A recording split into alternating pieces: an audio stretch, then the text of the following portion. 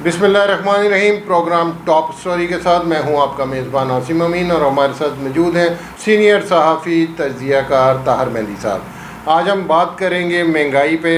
ताहिर साहब, जो साबका हुकूमत गई है मियाँ शहबाज शरीफ साहब की, जाते जाते वो 20 रुपये का पेट्रोल का खुदकुश हमला कर गई है इस आवाम पर, और कुछ उसने आने वाले निगरान सेटअप पर डाल दिया है।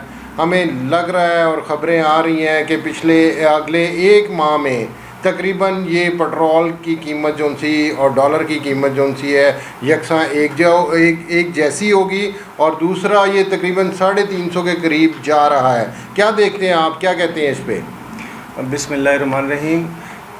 इसके हवाले से मैं ये कहूँगा कि मलबा ये मौजूदा हुकूमत जो थी ये निगरान सेटअप पे डाले या इसकी ज़िम्मेदार वो ख़ुद है। इसमें पिसने वाली सिर्फ़ एक मज़लूम जो है वो आवाम है जो इसका शिकार हो रही है।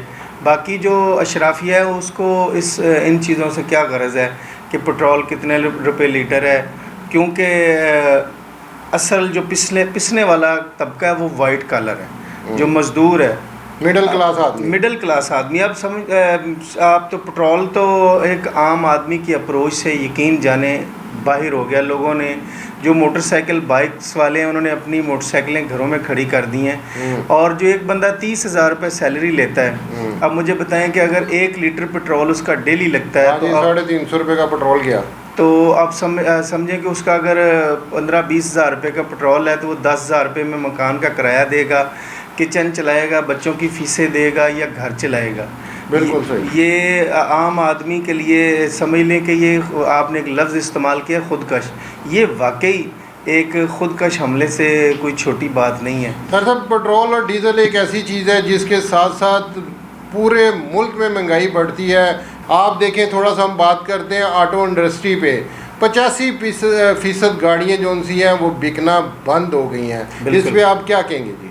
मैं इस पे बिल्कुल कहूँगा कि ज़ाहिर है जब पेट्रोल की कीमत इतनी ज़्यादा हो जाएगी तो गाड़ियाँ लोग ख़रीदने की बजाय गाड़ियाँ लेने से जो है ना वो बिल्कुल वो ध्यान हटा देंगे। मैं इसके ऊपर एक ज़रूर बात कहूँगा आसिम साहब, महंगाई जो है ना वो तो हर दौर में चले, हर हुकूमत में थोड़ी बहुत होती रही है, लेकिन ये पिछले 10 सालों में जो कुछ हुआ है ना आवाम के साथ, ये नाकाबिले बर्दाश्त है। मैं समझता हूँ 10 सालों में इतना कुछ नहीं हुआ जितना ये पिछले 2 सालों में हुआ। पिछले 2 सालों में तो तूफ़ान आ गया ना एक गरीब आदमी के ऊपर। देखें हमारी हुकूमतें जो हैं वो रिकवरी करने में कासर रही हैं। पेट्रोल की कीमत और बिजली का ऊपर जाना, ये देखें ब्लैक हो रही है, गवर्नमेंट का उस तरह टैक्स की जो है वो कलेक्शन नहीं कर पाती।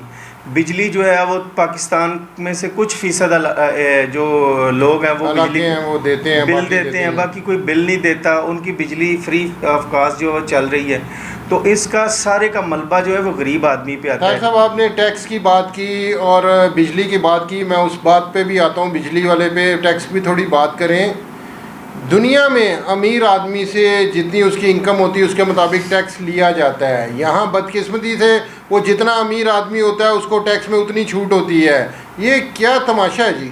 उसमें यही है कि जो अमीर लोग हैं वो आजकल, पहले एक इल्ज़ाम आता था मीडिया के ऊपर कि मीडिया किसी को ब्लैकमेल करता है। अब हर अमीर आदमी हुकूमत के नुमाइंदों को ब्लैकमेल करता है। उसकी वजह ये हुकूमत के नुमाइंदों का इंटरेस्ट उन अमीर आदमी के असासों में है, तो वो लोग तो आपस में एक हो जाते हैं। अब टैक्स कौन दे रहा है?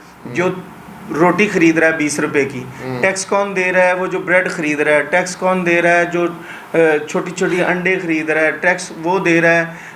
जो रिक्शे पे बैठ के किसी दूसरी जगह पे पहुंच रहा है उसको भी टैक्स देना पड़ रहा है, क्योंकि पेट्रोल में इतना टैक्स गवर्नमेंट ने उसमें ऐड कर दिया है। तो मैं समझता हूं कि ये मौजूदा हुकूमत जो करके गई है, जो अभी जाने वाली हुकूमत है, ये अपने हलकों में कैसे आएंगे, किस मुंह के साथ आवाम का सामना करेंगे और किस तरह आवाम के सामने आके बात करेंगे। यकीन जाने लोग खुदकुशियाँ कर रहे हैं। और निगरान सेटअप की जहाँ तक बात है, निगरान सेटअप ऐसे काम कर रहा है جیسا کہ وہ منتخب حکومت کے جو لوگ ہیں وہ کام کرتے ہیں. وہ اپنی مرضی سے گاڑیاں دے رہے ہیں, مرضی سے ریلیف دے رہے ہیں, مرضی سے ساری چیزیں کر رہے ہیں, بجٹ پاس کر رہے ہیں, افتتاح کر رہے ہیں, ان کو کوئی پوچھنے والا نہیں ہے.